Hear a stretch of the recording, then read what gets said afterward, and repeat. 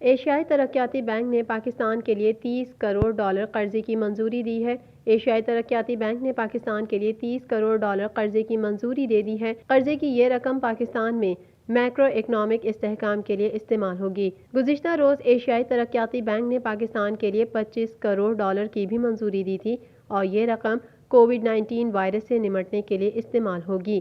جبکہ گزشتہ روز ہی ایشیائی ترقیاتی بینک سے پنجاب کے 2 اضلاع میں ترقیاتی منصوبوں کے معاہدے پر بھی دستخط ہوئے تھے۔ معاہدے پر وزیر اعظم نے دستخط کیے۔ اس حوالے سے وزیر اعظم عمران خان کے معاون خصوصی نوجوانان عثمان ڈار نے کہا کہ معاہدے کے تحت ساہیوال اور سیالکوٹ میں 40 ارب روپے کے ترقیاتی کام ہوں گے۔ سیالکوٹ میں 15 ارب روپے کی لاگت سے نکاسی آب، سینیٹیشن اور سالڈ ویسٹ مینجمنٹ سے متعلق منصوبے مکمل ہوں گے۔ اس کے علاوہ پارکس کا قیام اور شہر کی خوبصورتی کے متعدد منصوبے بھی معاہدے کا حصہ ہیں۔